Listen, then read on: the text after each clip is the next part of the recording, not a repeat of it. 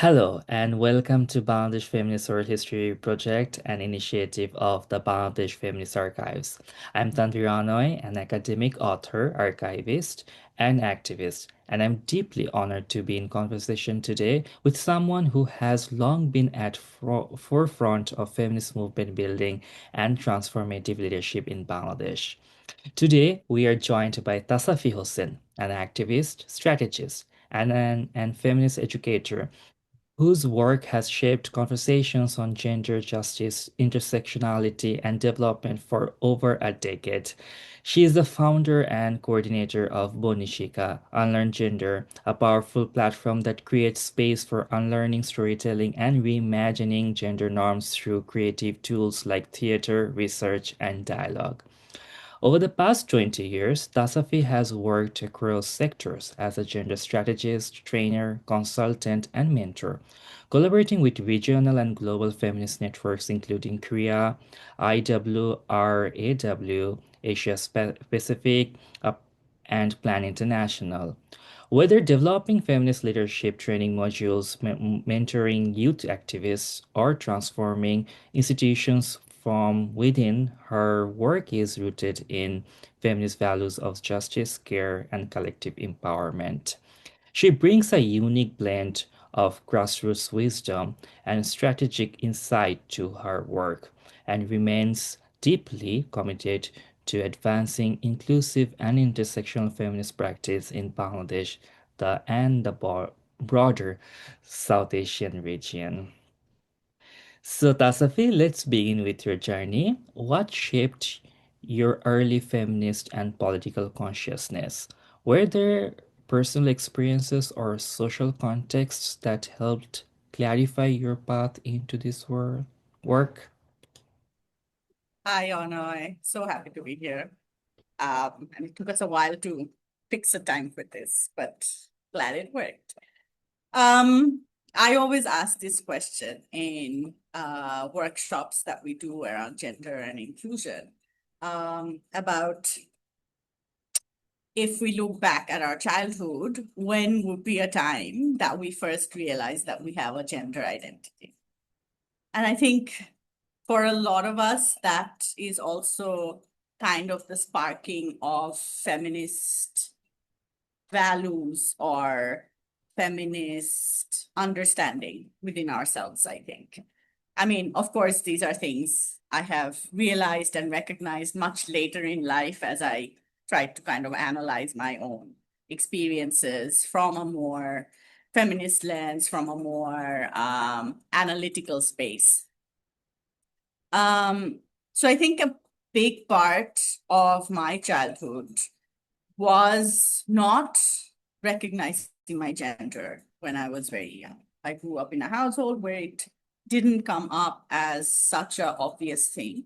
I grew up in a neighborhood in Dhaka.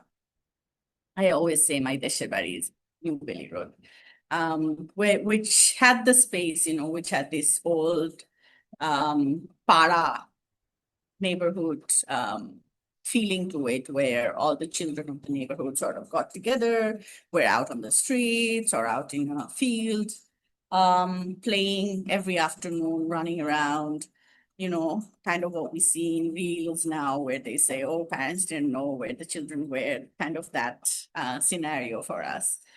And I realized eventually at a certain point that I was the only girl in that whole group. I had all my boy brothers and cousins in my group, and then a lot of the boys of the neighborhood were part of the gang as well. But no other girl from any of the other houses would come and join. We used to play football, we played basketball, cricket at a certain point when cricket became big with our national team joining the World Cup. But for me, it was the norm. Like when I was home, we did all the things together with everybody in the house, all the kids. And then once it was afternoon, you're outside running around, wearing shorts and t-shirt.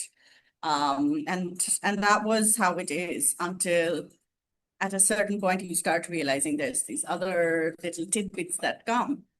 So I say that one of my stories of where I realized that, oh, there's a difference between how my brother gets treated and how I get treated. We were actually at my great grandmother's house for a night. And when we sat down to eat, my brother wanted the foot of a chicken, like the chicken feet, not the leg. And the house help there would not give it to him, but rather because he kept on asking for it, she picked it up and put it on my plate. And I was like, I don't want it. So I tried to give it back to my brother and she wouldn't let me. She was like, no, no, he cannot have this. And it just seemed like a very weird thing. But I came back home and the next day I was telling my mother this story. And I think I was about 5, 6 years old, maybe at this point. And she was confused for a bit. And then she went, oh, maybe it's this thing where they say that you shouldn't give like the heart of a chicken to boys because it will turn them into cowards in the chicken heart. And you don't give, maybe that's also like you don't give the feet because it's something to throw away. So the women or the girls can have it. And I was like, that makes no sense. Like logically, it made no sense to a 6-year-old. But it stuck. Like when I look back and try to think about my gendered experience, like this was one of the incidents that came up in my memory. So obviously it had its mark, even though I didn't necessarily think of it then or realize it. But and then as you grow up, you also I moved to a school where when I was in grade 5 or 6. And again, I felt like this difference, that the culture and the environment in that school had this very strong girls sitting in one side of the classroom, boys sitting in another side. Sports time was boys being out on the field playing and girls kind of just like roaming around the school or sitting in a corner and chit-chatting. And for me, I always say like that was a culture shock for the first time in my life. For me, that was a culture shock to realize that there's these differences and you're supposed to act in a certain way, do certain things, not do certain things. And then at home, once I got into my teenagers, there was this expectation of like, oh, help do this, help set the table, and things like that. Of course, I was also the eldest. So there were some of those. But then I also felt like, but why aren't these being asked from my brother? Like, we're not that huge age difference. And so I think that's the feminist awakening where you start questioning that and starting to wonder why I have to hear certain things or I have to uh, follow certain rules, which doesn't seem to exist for someone else. And I think I also started soon, somewhere in my teens, kind of bringing that up, asking those questions out loud. I remember having a conversation about, I don't remember exactly how it started, but there was a conversation about men's roles and women's roles. And then someone was saying, oh, but we know women are all the cooks. And I was like, yeah, but all the babuchis are men. So it's not like men can't cook. And that was also somewhere in my teens. And now looking back, it's like, yes, you can actually make those connections and kind of see that the world has these roles. But then, now looking back, it's like, yeah, also like we know when it comes to gendered roles, and then if you turn gendered roles into professional work, then men take over those spaces. So it's also funny now to look back at some of these arguments I had as a child, and then now looking at it from an actual feminist analytical lens and being like, aha, that was a good point. And like, you could have kind of, if only you had all the information to have a strong debate about that point back then. So yeah, I think it's just, I think feminist values and thoughts, they're always there because at the end of the day, it's just about being able to question what you see around you.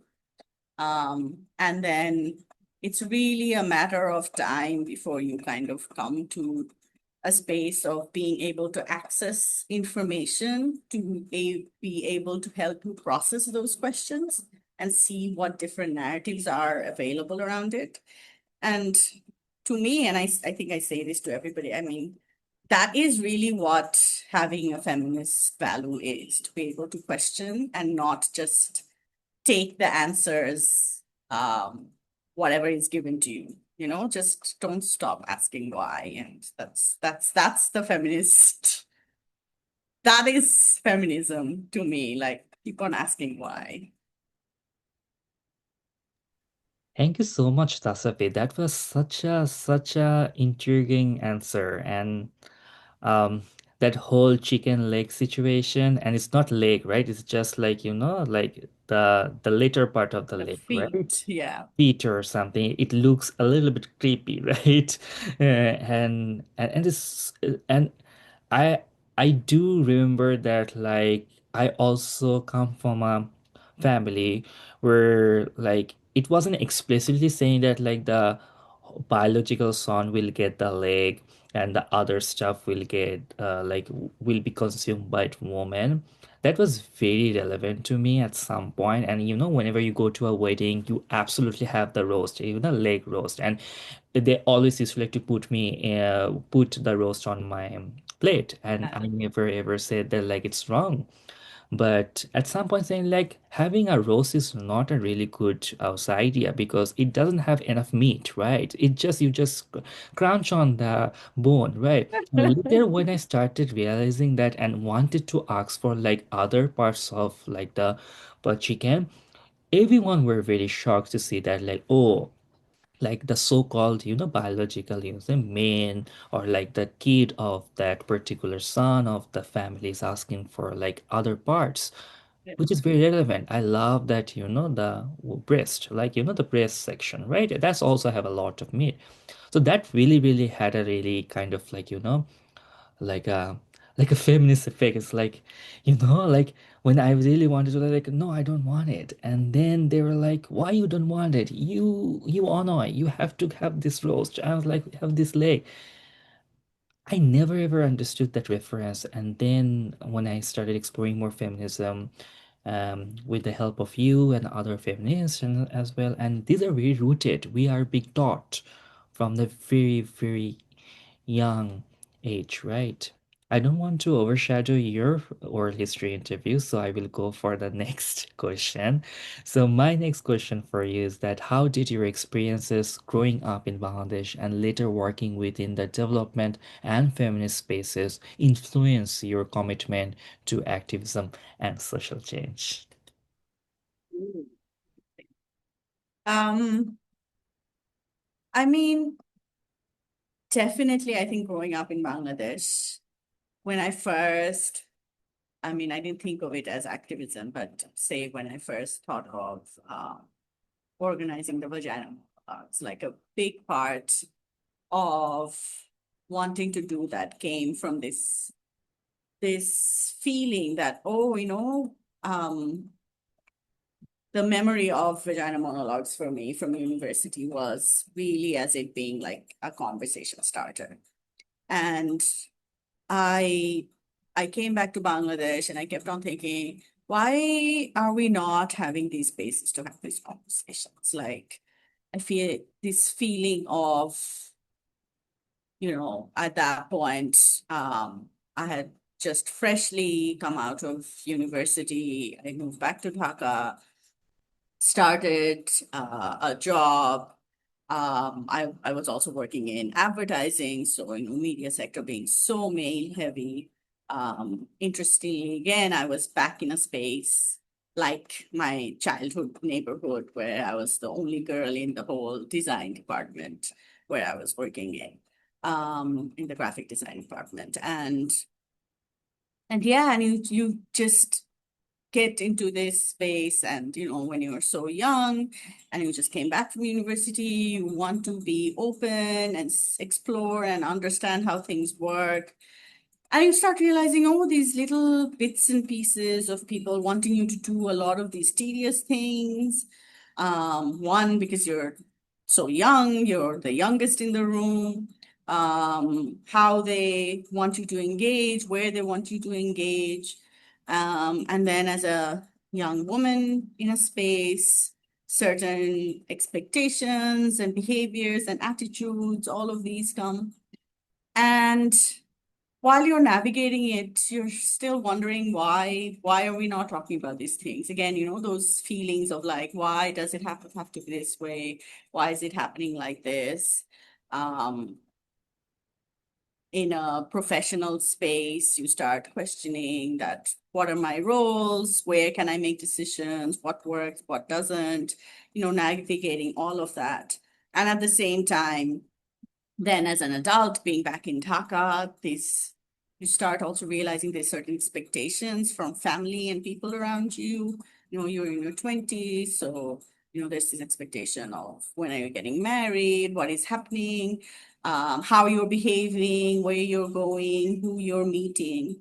And it just makes you sort of, yeah, it just kept on coming up to me like, why are we not having spaces where we can have these conversations? Because at least it's university, and it is a much more closed space, obviously. And then I also went to university where there were people from so many different parts of the world. And there was like a lot of encouragement of wanting to know about each other, understanding different cultures, understanding different points of views. So for me, the intention of wanting to do the vagina monologues was really from that hope that, oh, maybe it'll just start off conversations, which it did. And I think for me, the most interesting part of it was the amount of conversation it started off among women. Because in many ways, that was also one of the first times where I was engaging in a group which was only women. Um, and, of different ages, all from Bangladesh, from different, socioeconomic spaces, from different workspaces. Um, and that was such an eye-opening feeling to also realize that, oh, I am not the only one who ran around in my neighborhood. Like there are others who also did that in their childhood. And then at some point you're expected to grow up and you start, fitting into that more normative feminine um, behavior and look and feel and all of that. Um, and yeah, and also understanding relationships, understanding how things worked with parents, how things looked at home, how things looked at the professional spaces, like being able to question that, having a space to share each other's experiences. And these were largely during the rehearsals. So I always say, like, for me, activism came out of my need to look for a space where I could express what I was thinking and feeling, and finding others who, who would hold that space for me or who had similar experiences. And then eventually it turned into activism of taking that bigger and wider. But really, it was really just my need to look for that space, my need to look for, now we have terms which explain it, and it was my need to look for a collective, and that's what it eventually turned into. But it really came from me looking for a space of belonging, me looking to question why what is apparently supposed to be normal and acceptable to everybody does not feel so normal and acceptable to me. And in that process, I learned that most people probably don't find it to be normal and acceptable. A lot of us are just fitting into it because that's what is expected. And a lot of times it's so difficult to challenge everything. Yeah. And I think that eventually grew into kind of culminating with my experience in development work and trying to understand again a lot of the questions of why we can't do more to challenge certain conversations. A lot of times within the development space, things would kind of come to a stop because it's like, oh, that's not our mandate. We don't need to look into that. We don't need to um, go that in depth into this. It doesn't have to happen. So let's leave it at this.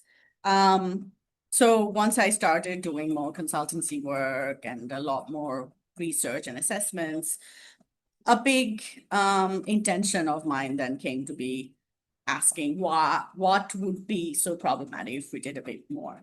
And I think I still have these, like very recently, I was in another donor meeting and I said the same thing. I was like, we've been having this conversation and at least over a decade now, I've been going into these spaces and having this same point, trying to make this same point where why do we not want to push the boundary a bit?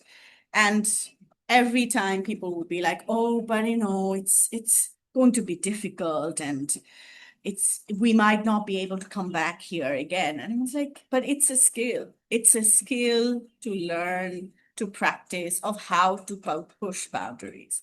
It's not impossible. It's just something to really practice and work at. And if you do it enough times, it works. It's not impossible. It does work. It's just about opening up that space, recognizing that what we keep on talking as the norm is not really the norm. Most of us don't fit into it. And if you can get people to have that conversation, like make them feel safe enough to acknowledge that, that is it.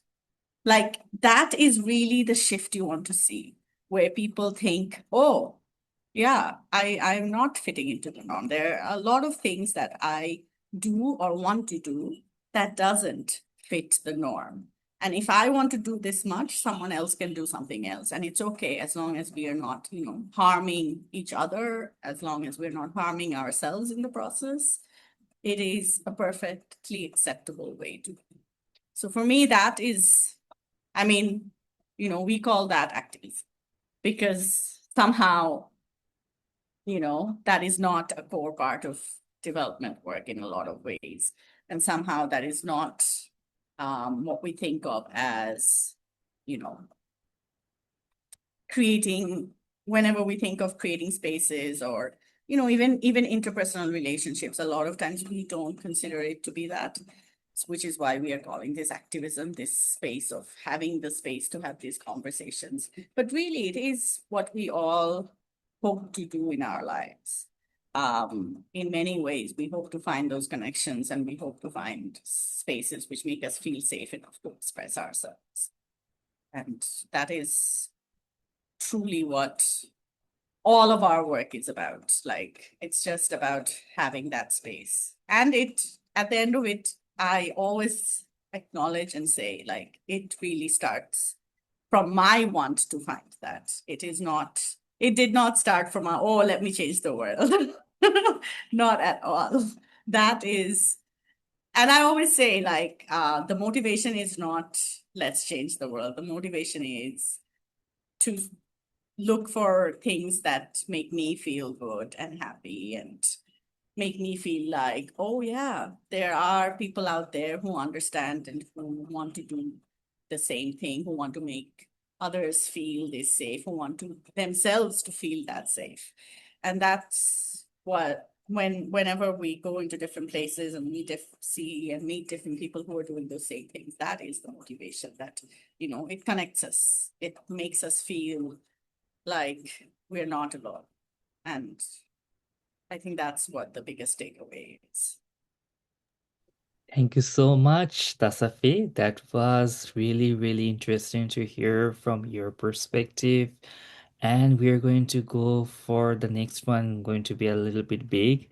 I really do appreciate doing the vagina monologues, and I really wish those can be again back to the field again. But it would be such a different, interesting experience in this political climate, that's for sure, right? The word vagina would be So like, much. scrutinized by, some of the folks. So I'm terrified though also that like like if it's getting resurrected, it's going to be, like a bloodbath. So Uh, Let's talk about something you're very deeply passionate about. So, tell us about the creation of Bonhishikha Unlearn Gender. So, what inspired it, and what were you hoping to offer through this space that didn't exist before? Hmm. Okay. I think this continues from the previous conversation, but um the concept of Bonhishikha, or like a specific local separate entity here in Bangladesh, really came from, I think, firstly, with the once the vagina monologues kind of took off, we had those space of like sharing our own experiences. I think that need to take those stories, those experiences, and put them out there and see, oh, does this make sense for others as well? And I think that was one big push where in 2012, 2013 was the first time we started gathering some of these experiences and stories. The first collection was actually about street harassment. And we actually sent out like emails, Facebook messages to people that we knew, and just said, oh, here, send us a little incident, any incident that you faced about being harassed on any public space. The only thing, like, you can write however you want to write about your incident. The few information we do want from you is how old you were, what location this was in, and what you were wearing. The three things that you should mention, and then the rest of it can be any kind of a story. And we're talking about 2012. So, not people aren't that active on social media platforms. Google Form, I think, was not yet a thing. So it was just really people emailing us or sending us a Facebook message with a little incident, and we started putting it together, and we had, I think, almost 100 different kind of stories of different generations of women, talking about things that happened to them when they were children, when they were in their teens, in urban spaces, rural spaces, different parts of the country, um, wearing all different kinds of clothes, including like someone who is 57 and dressed in a full-fledged shari and being at a mela and still getting groped in the middle of a crowded mela, right? So, it was a big takeaway for us to realize that I mean, it wasn't a realization as such. We knew that you get harassed regardless of what you wear, how old you are, um, how you look, all of those things, who you're with. Um, but it was such a strong compilation to put them together and to know that it's so many women's voices and about multiple incidents in their lives. And again, recognizing that you're not the only one who faced this. This is such a big number of us, and we've all learned to cope with it and deal with it and just, um, kind of engage and work with those traumas and healings and understanding, and kind of kept on moving in life, right? Um, and it was so powerful just putting them together.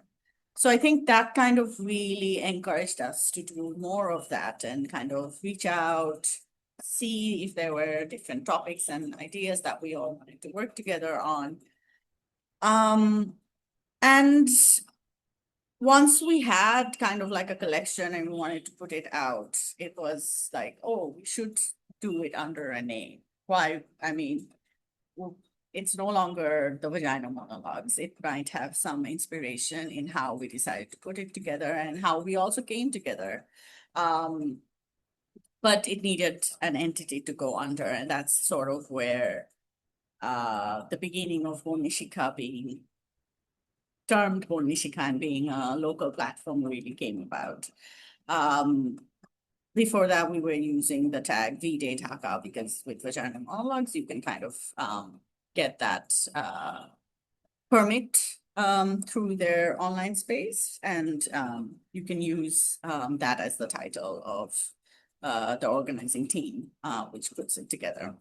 But once we started doing these local collections, it became more of a regular engagement for us. We were working throughout the year, meeting up, having discussions, holding these spaces to talk about these issues, reaching out to different people, kind of doing short studies and story collection initiatives to gather a lot of these information. So when eventually we've been doing this for a few years, then we also started recognizing that there's a need to kind of be that facilitator to hold spaces where you can have these conversations. We had been invited to universities and some workspaces by this point where we use some of these productions or theater pieces that we had to kind of help start off conversations, engage in conversation, have spaces to share from different people. And we figured that since we were sort of engaging in that, it would be interesting to do it with more intention and kind of try and see if we can help this be a tool to have deeper, stronger conversations around gender roles, responsibilities, what inclusion can look like and feel like in different spaces. So then under the platform of Bonhishikha as a volunteer space, we started reaching out to a lot of workspaces, other NGOs, if they were interested in sessions like that.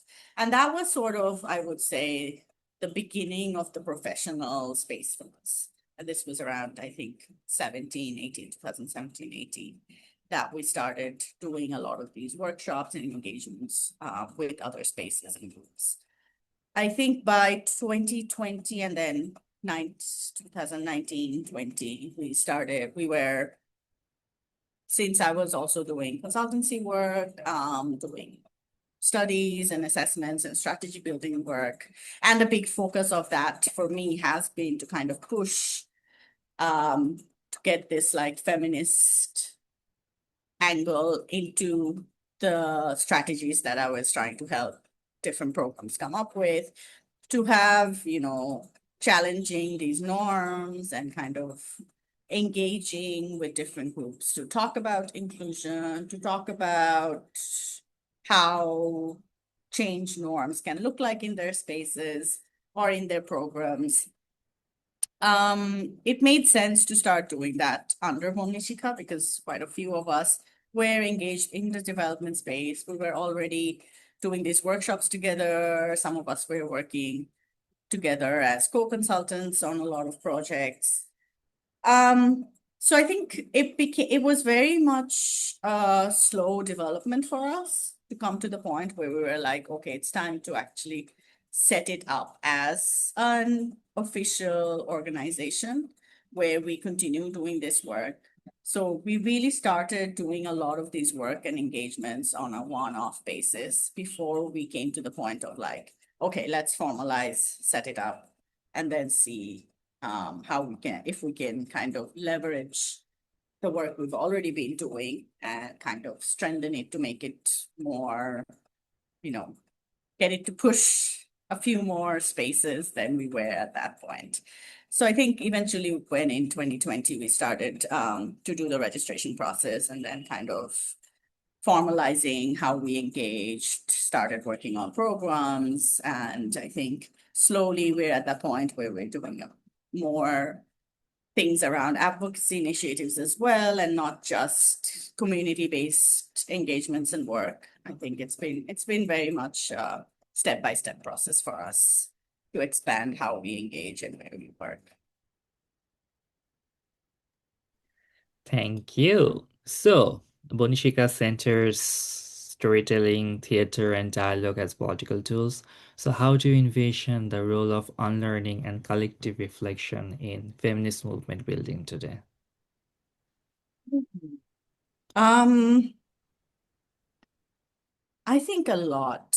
I think how the world looked like even a decade ago when I really started engaging in the feminist space and how it looks like now is very different.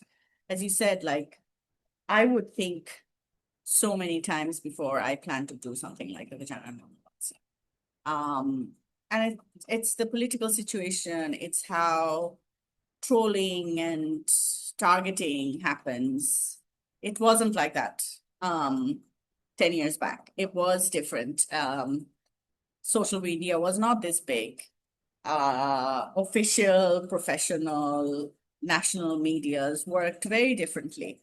Even if there was an article or two which criticized us, it wouldn't be harmful criticism, it would be criticism.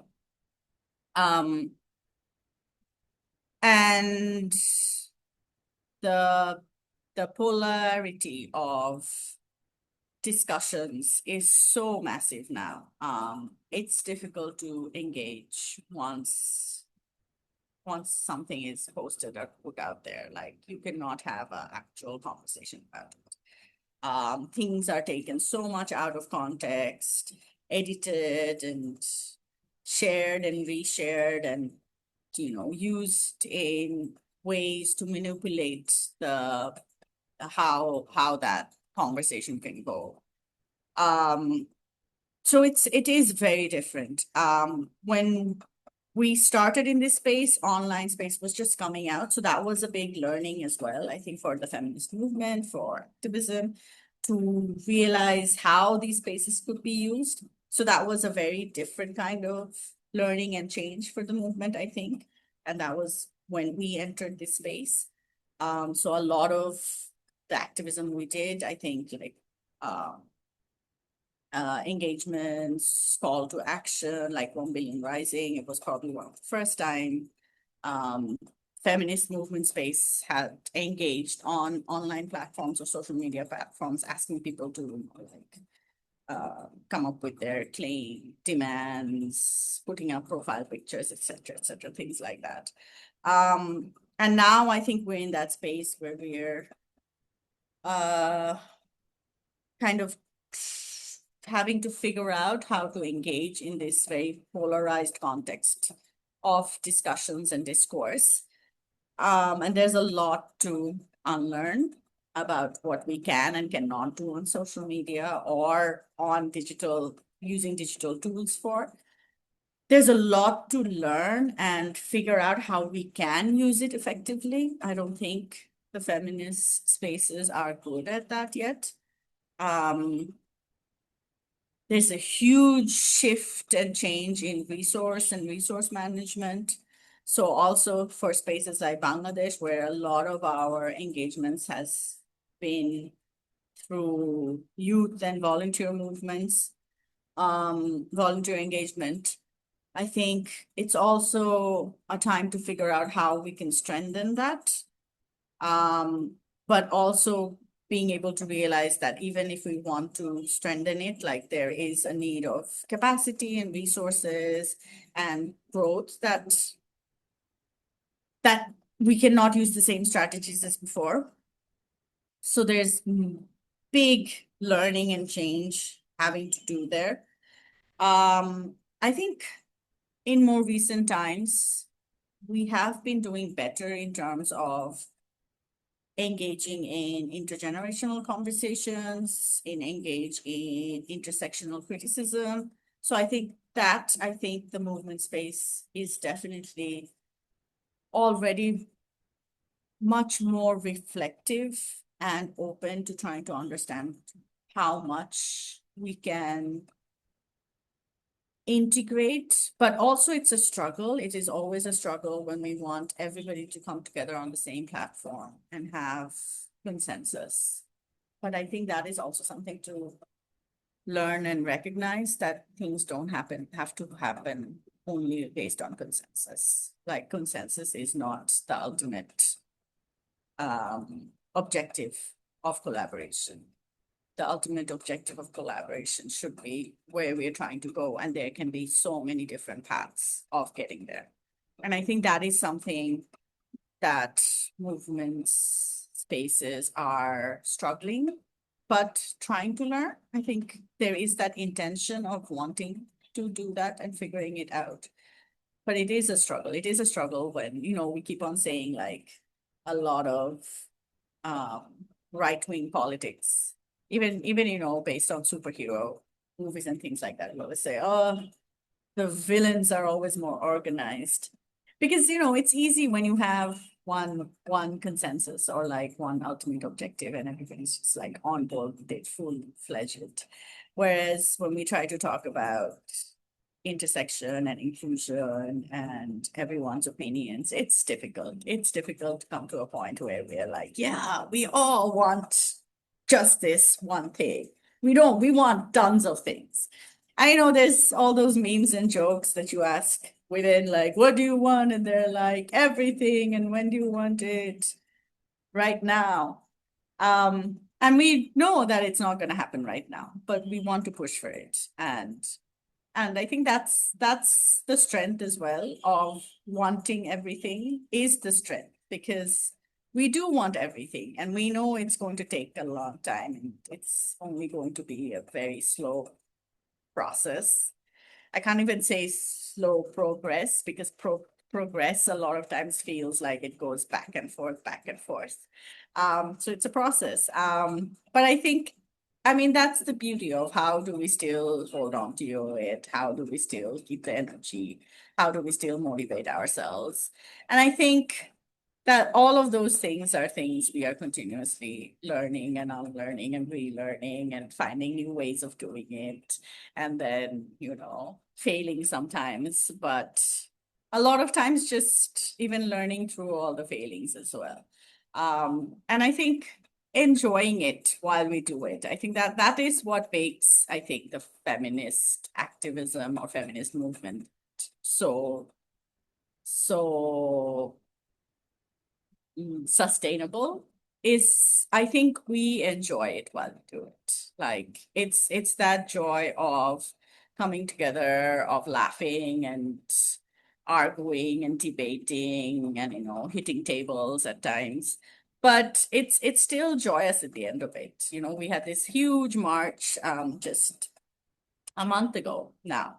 And it's beautiful when you're just there and everybody's out, and it was crazy hot and the sun is burning down on us and we're running around and dehydrated and sweating and you want to scream at everything. And still at the end of the day, when there's music going on and you're marching and screaming slogans with so much passion, and you look around and everybody has that same passion and that same anguish and that same joy at being able to come out and say all of these things.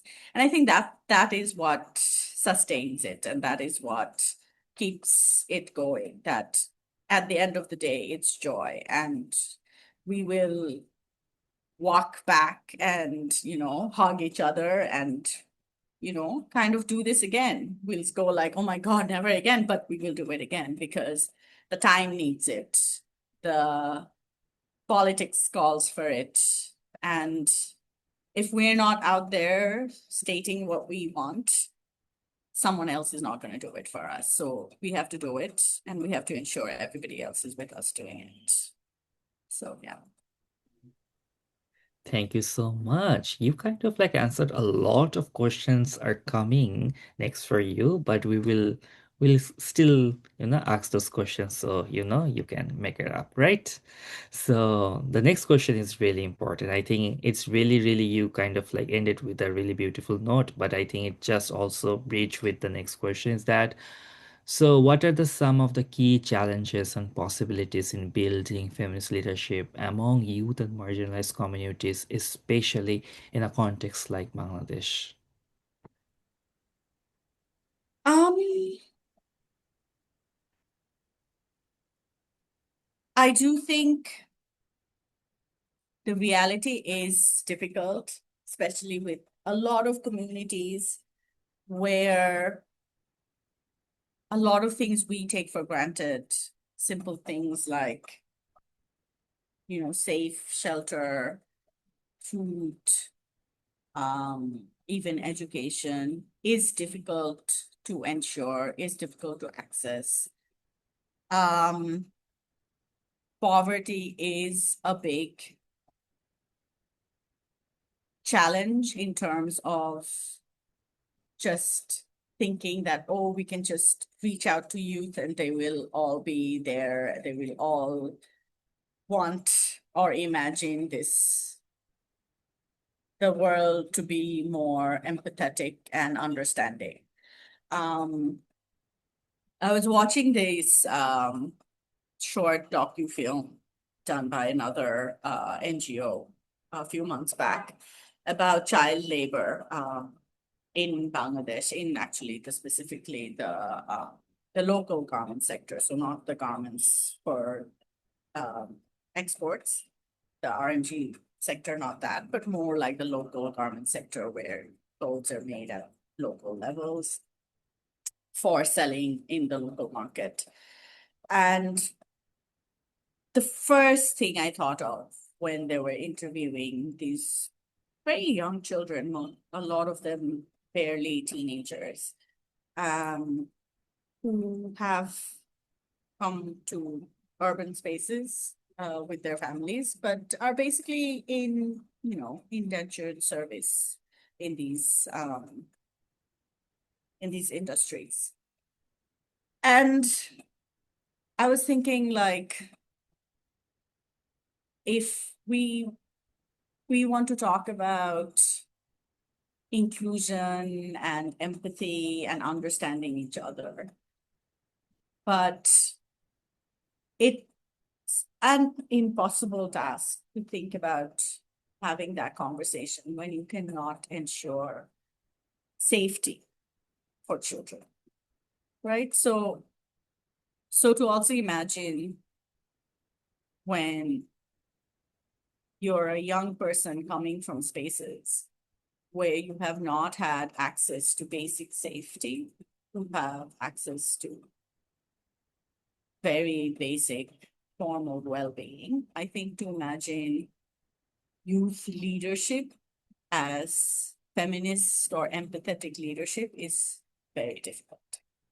Um, I think overall it's wonderful how we see young people engaging in activism, being passionate about um, change making work on different contexts. Like there's so many young people engaging around climate issues, around gender issues, around issues of violence. And now also, like, I think it's very interesting to see how young people are engaging around political issues. Because that was an area which, we sort of steered away from. Um, for a very long time. Our whole generation has kind of stayed away out of it. Um, so so it's very interesting to see the shift of um youth in that sense. But I think we have to recognize how challenging it is also for young people to just make that time, have access to resources which allow them to engage on things just because of passion. Um, and I think that is difficult. And I mean, we also work with a lot of communities where it's still difficult to, encourage families to allow young women to come out and, join a training session and stay overnight somewhere. It is such a difficult conversation to have, to explain why it's also part of the process of expansion and being able to have access, um, to have that space to kind of be away and kind of be able to understand and discover yourself. Um, so it's such a mix. We're in that context right now where our society is all of that in that spectrum. There's young people who have access to, even if they are interested, they would not have access to a lot of things. We have those who are being able to access and explore so many different opportunities at the same time. Um, and then those who are kind of being pushed from different sides with different information and ideas and how leadership can look like, because we also live in the era of the manosphere, and you can see young people here as well, young men, I would say, especially, who are also, getting influenced by those same terminologies and ideas and how to be a real man, and that what does leadership look like then, and what kind of change you want to see in the world. So I think all of those things are challenges, but I also think there is so much intention and interest and passion. And young people are expressing it in so many different ways. They have ways of engaging and conversing and finding the avenues to what they're interested in. And I think as feminists, as a feminist movement, it is also our role to kind of have access, be available, so we are reachable, so that the conversations we have a lot of times in closed rooms or in specific groups can actually become bigger and wider and be able to reach anyone who's sort of trying to understand and trying to question why something is like this, or how it could be different, whether they are the only ones who are feeling this way. So I think that is also part of the responsibility of movement spaces, to be able to ensure that we are taking this information out of just movement builders and out of just those who are inside the movement, so that we create a bigger space of engagement and conversation. And I think that is both difficult, but also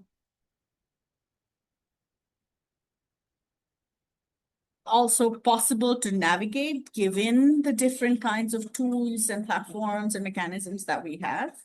It's also important that we ensure that, we're not ending up just creating conversations, available to specific groups only, or about specific groups only. So how can we ensure that there's multiple voices? How can we ensure there's multiple faces having these same different kinds of conversations and discussions? Same different kinds, I said, but yeah, because there's like a similarity in what we're talking about, but it also has that different aspect to it, the different context to it, when it's coming from different communities, when it's coming from different experiences. And I think the last point I kind of wanted to mention about that was talking about youth leadership. I don't know if you've seen any of these, but there's all these TikToks nowadays from mostly young men, I would say, from different professions. So like there's this young man who does who's I don't know what they're formerly called, like the electricians who work on the electric poles. And there's this young man who works on the big power poles that we have, and he does TikTok to talk about how his life is. And I think that is so interesting because it's a kind of profession individual experience, which is very unique, but also which it is such an invisible role in our society. Like you would never think about the man who climbs a electrical power pole and fixes things there. You don't consider um, that to be something that we visibly notice in our lives. But it is also such an integral role in how our, economy functions, in how our societies function. And I think that is such an interesting way to also think about what youth leadership can look like, because he is literally bringing visibility to something which we don't think of, a role which we don't think of, a kind of person, a kind of job that we don't think of. And I think that is something to kind of take away. A lot of times we don't like how social media is so like, influencer based and things like that. But that's a kind of influence. I think that's the kind of youth influence leadership I see as such a positive, impactful thing to take forward and something to kind of, embrace and see what else can happen through it. So yeah, it's an interesting time to see how youth can engage. Thank you so much, Tasaffy. So you have been part of Bangladesh's feminist movement since 2010. How have you have seen it evolve, and what major shifts or tensions have you witnessed, whether in strategy, inclusion, or visibility? I think I mentioned some of it sort of. I think definitely the digital engagement has been something which is a change. When I started engaging in it, it was not something that the feminist movement was really using or working with. And now you could see like almost any organization or group or engagement, like it's one of the first spaces to engage on. At the same time, I think the kind of violence and attacks we see on digital spaces is definitely a big shift and something that we're still learning to understand and kind of figure out how we want to navigate it, both in terms of legal aspects, in how we want to support those facing it, what we want to deal with it, and also in just how we want to use these spaces to also engage on taking our messages forward. I think that is something we are not yet completely at ease with, like the feminist movement as a whole. I think there's a lot that we can still do and learn how to use these spaces effectively. Um, I think that is a big one. Other than that, I do think the generation shifts is a big one. I think during my period, it's already at the point where you can see the movement builders and the shift in the generation. So a lot of our core movement builders and organizers, they're kind of already sort of shifting roles and moving more into the space of engaging only on certain areas in a certain manner. And then we can see a stronger push from our generation now coming into a bit more decision-making roles. And I think that's a big shift.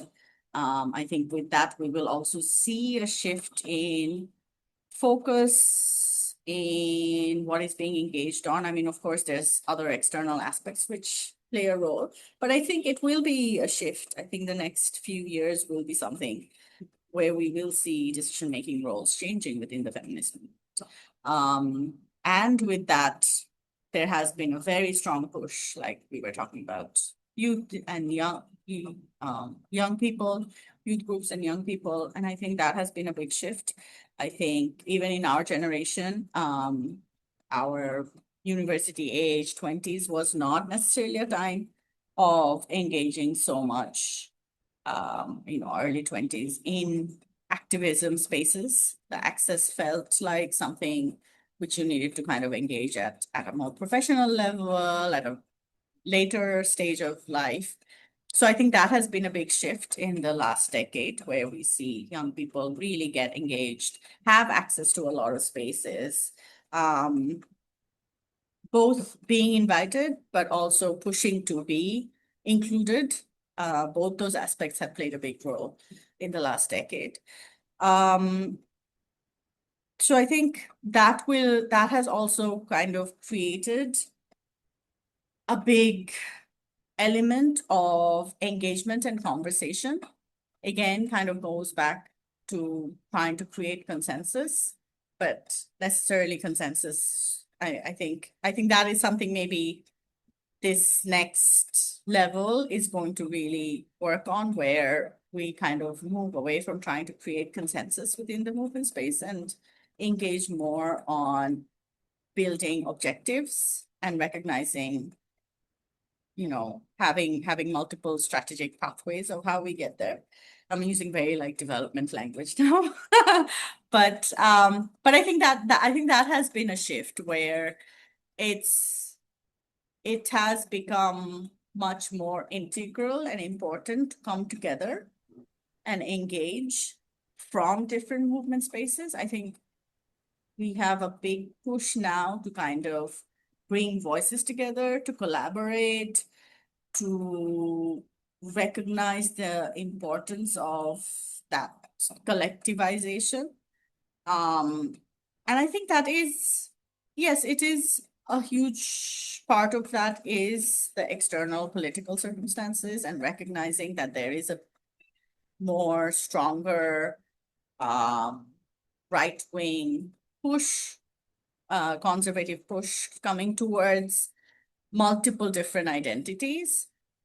So there is a need for all of these identities to sort of come together to have a stronger, um, united front to face this. So Tasaffy, I do think, can you refer to a yeah. specific incident if you can, like in a Um, so let's say if we look at the last few months, in Bangladesh, where there's been anti-trans movement very strongly happening, I wouldn't say anti, but like a movement which is really pushing against indigenous rights.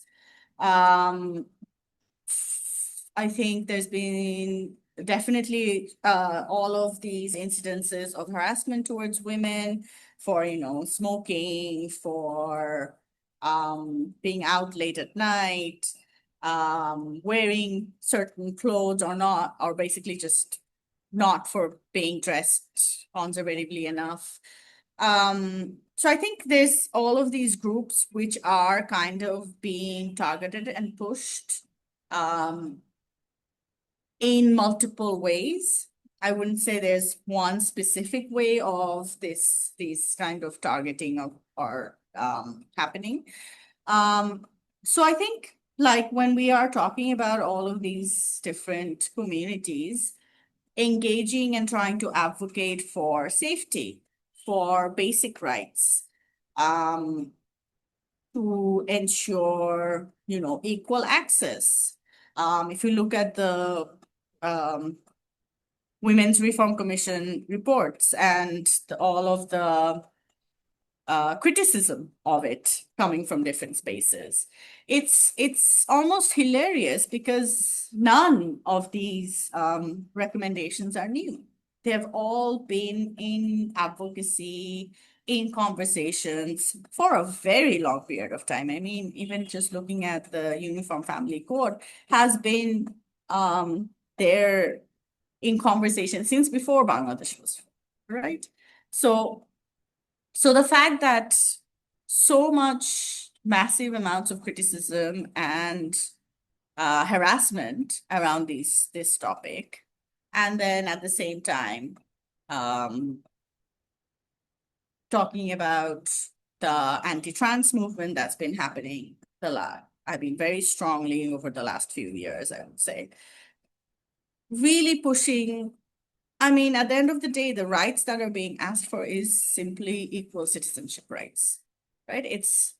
It's access, ensuring access to education, to opportunities, ensuring access to resources, whether that is by inheritance or uh, marriage, or ensuring equal marriage rights or parental rights. It's funny that even today, and talk about the indigenous movement again, we're talking about equal citizenship rights. We are talking about recognition as equal citizens, as per the values, or as per um the the traditional laws that they want to follow.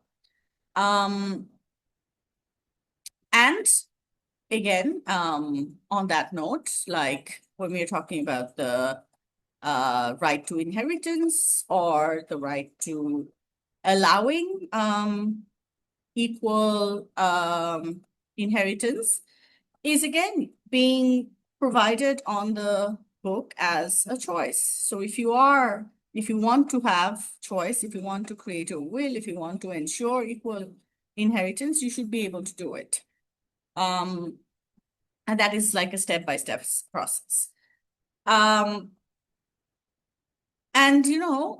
so when you have these continuous debates around culture and tradition, and what is inherently Bengali and Muslim, and through that argument, you are sort of taking away equal citizenship rights from people, regardless of what identity that is, then there is a need for all of these communities and identities to sort of come together and, establish their position on why equal citizenship is the only way forward.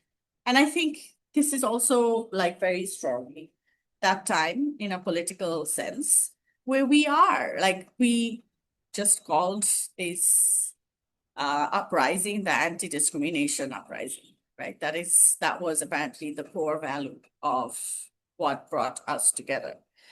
And as soon as we are in a new political sphere, uh, all we can talk about is discrimination.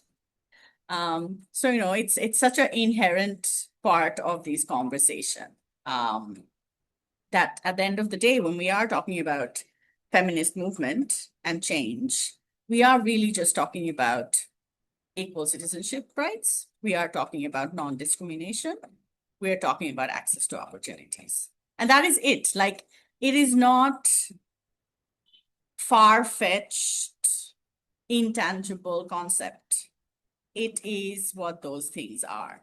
And I know I love to say this incident, share this incident, because we were in a conversation talking about ILO 190. And one of the government officials there goes, "But why are you bringing this up to the Ministry of Industries? This should be a conversation with the MOCA, with Ministry of Women and Children's Affairs." And I was like, but no, ILO 190 talks about non-violence in workspace, or violence-free workspace. Why would that be a conversation for Ministry of Women? A violence-free workspace should be for everybody, including men. And that is so ridiculous that even today we are having to explain that when we are talking about safety and security and nonviolence, that is something which affects every citizen of this country. And we are still in that conversation where we're explaining that it is not just for women. And I mean, at the end of the day, frankly, if you are creating a safe space for women, then if you are ensuring that, then you will definitely ensure it for the other genders in that space as well, right? So it is that, like, when we are talking about these changes, when we are demanding these equal citizenship rights and safety and inclusion, the demands really are for everybody at the end of the day. And I think that is something which, when it comes to feminist strategies, I think that is something we need to push for as well. Like having this recognition that it is not a man versus woman situation. It is really if you can ensure this, you're probably ensuring it for everything else as well. Thank you. And I am so happy, and also I am a little bit apologetic that like, you have to talk a lot, although it's your feminist oral history interview. But yeah, thank you so much for sharing your thoughts. I really, really appreciate this, Tasafi. Um,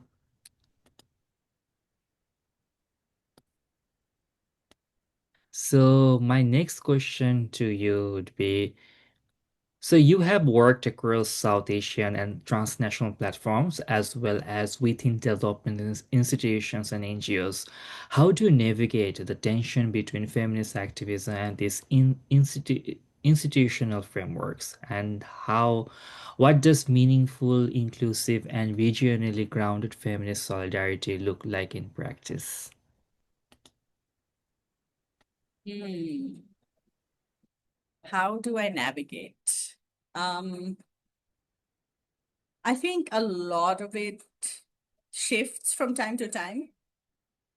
There are times where you just I just focus on what parts of a specific process or institutional engagement I want to focus on, what I want to get out of it, what is my intention of being in that space, and kind of allow a lot of things that maybe I'm not in, I'm not completely on board with to sort of be.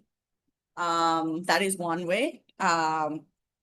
The others, when there's a possibility of engagement and conversation, then I do like to kind of push and see if something else could be done differently, if how I would want to envision a certain work can happen in a different way. So like bringing it into the agenda, trying to,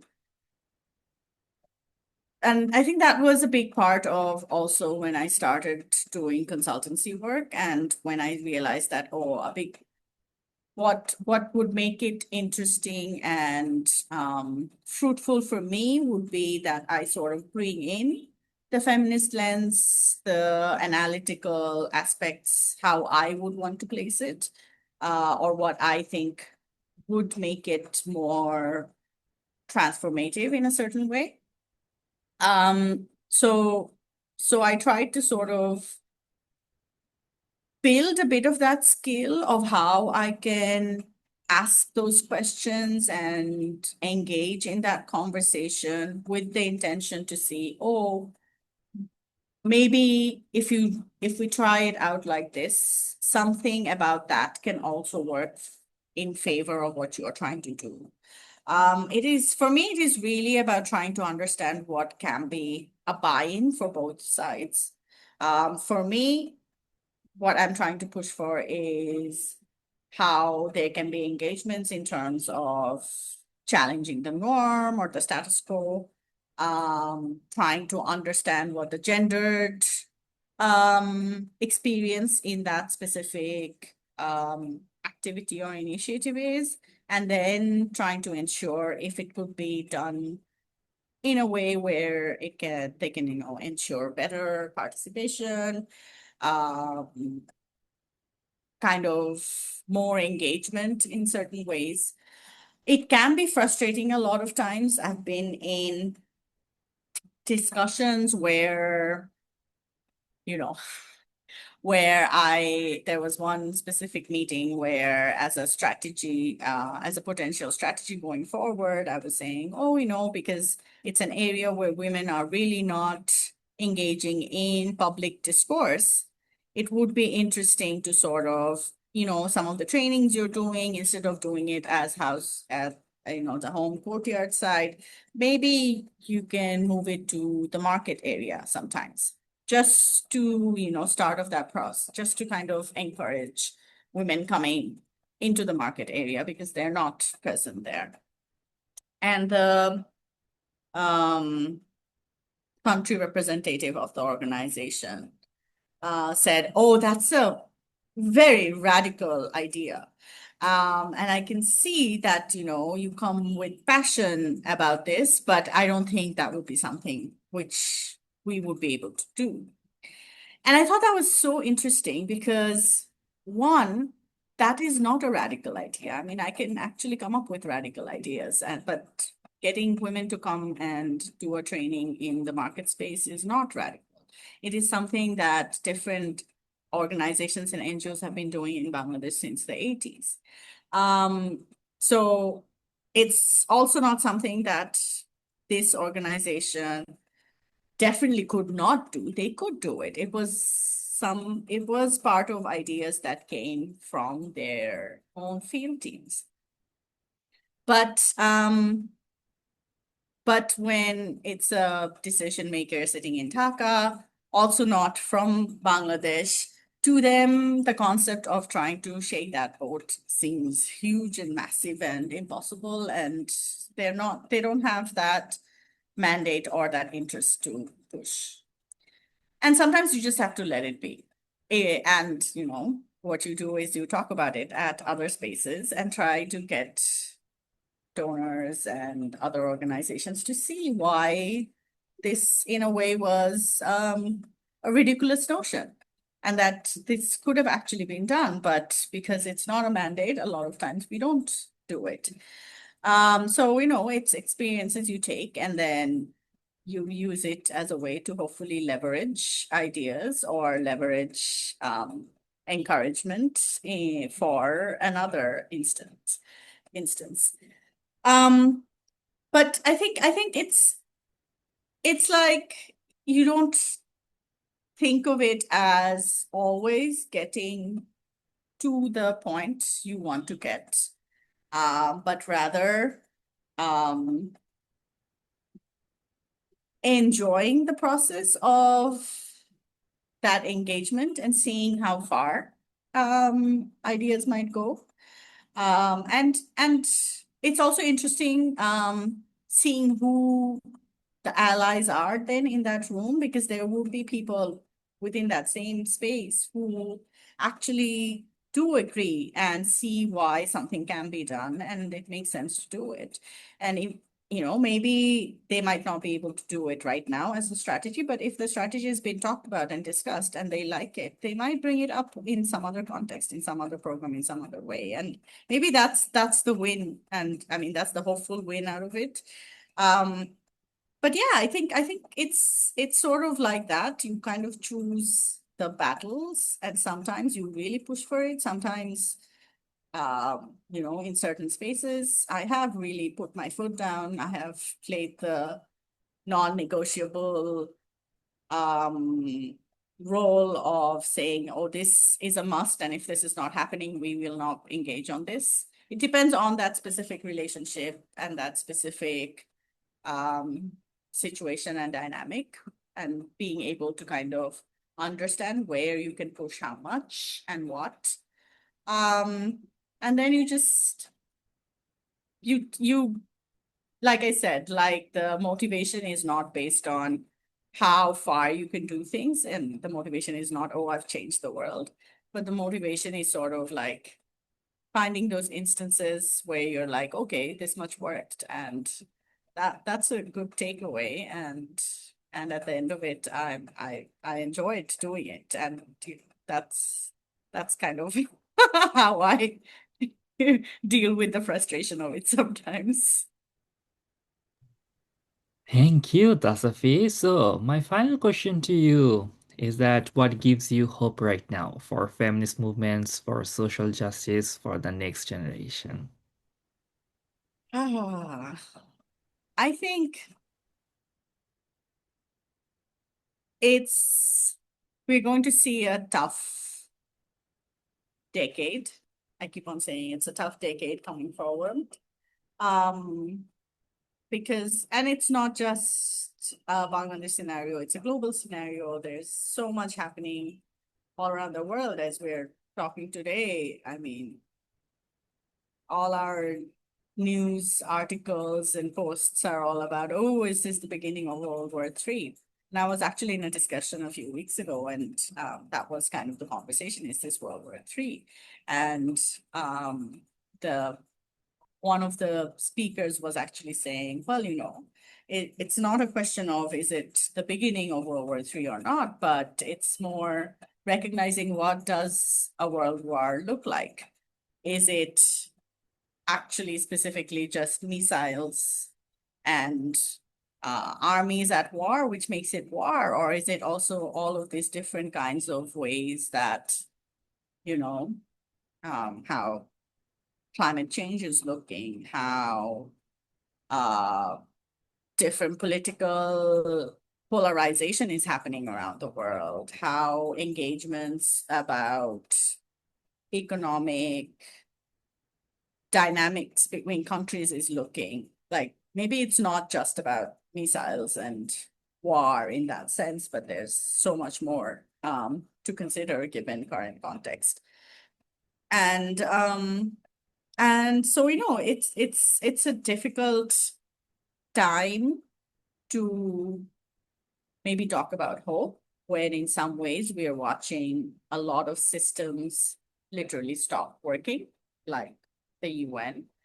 And recognizing that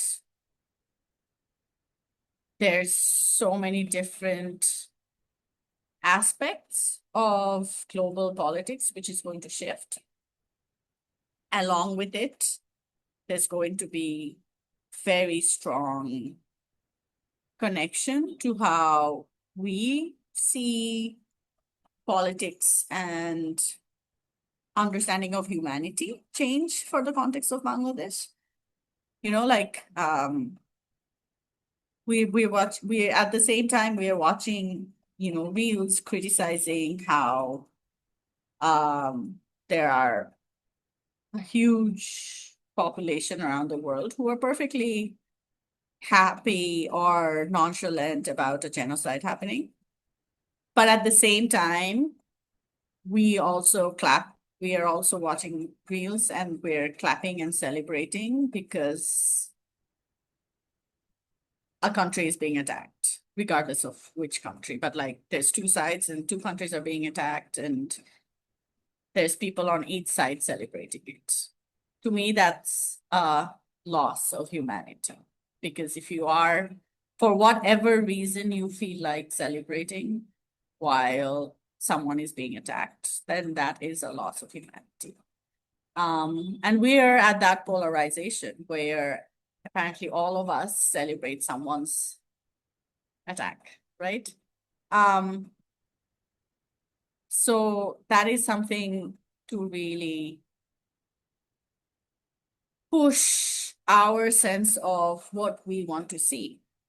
Is eventually, is violence just the answer?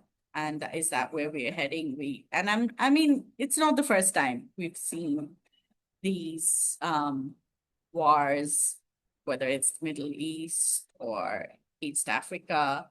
We've been seeing this all through the last decade, 2 decades, I would say. But I think the aspect of where we are today as a nation, as a participant in this whole scenario unfolding, I think it's a big question in terms of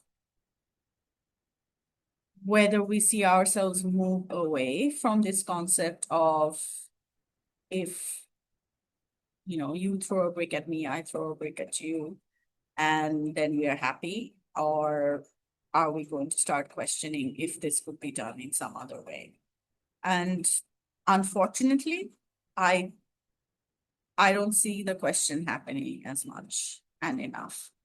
Um, so the so yeah, I'm I'm also someone who says that there's hope, because if there wasn't hope, we wouldn't be having these conversations.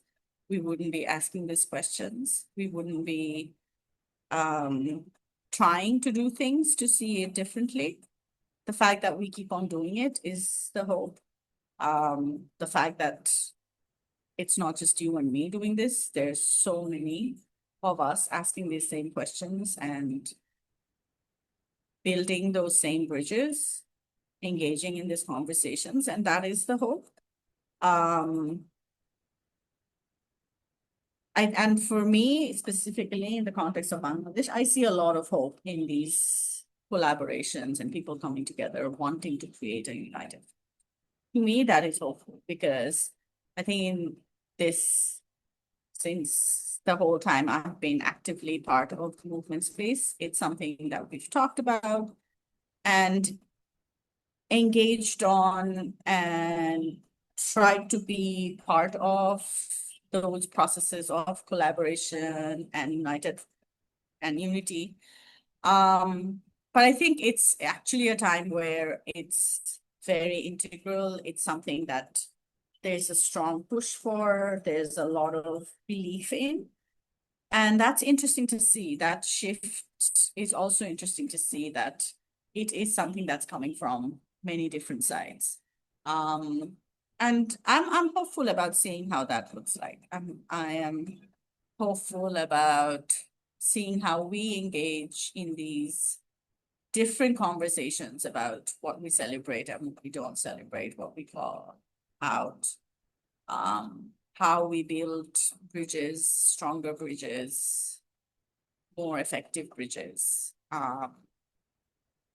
Yeah, and like I said, and how we still find joy in it. And I think that that is going to be a big question. That is going to be a big part of how it looks like going forward, like how we still laugh and cry and hug at the end of the day.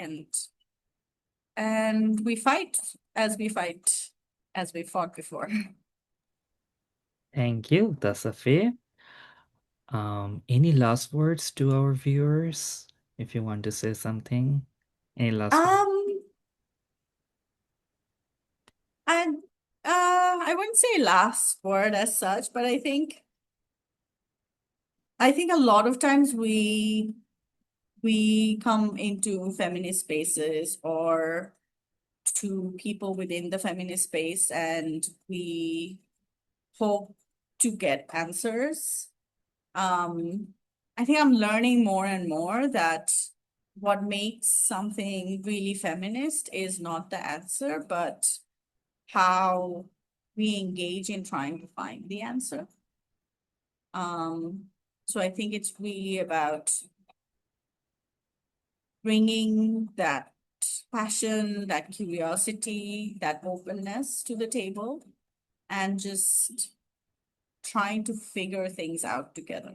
And I think there's no easy way out, but to try to find it together. But being open to what can be is really, I think, really the way to go. That's it.